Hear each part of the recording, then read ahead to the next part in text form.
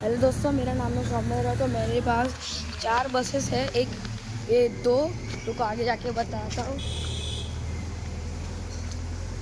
और ये 3 4 बसेस खड़ी है। तो उसमें से मैंने ये चूज़ किया है। तो ये सब मेरी बसेस है। तो मैं ऊपर एक चढ़ के दिखाता हूँ मैं आपको। अंकल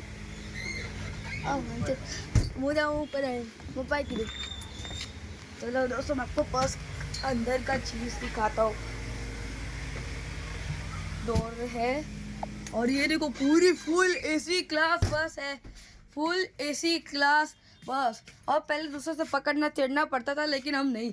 लेकिन देखो दोस्तों, फुल एसी क्लास बस।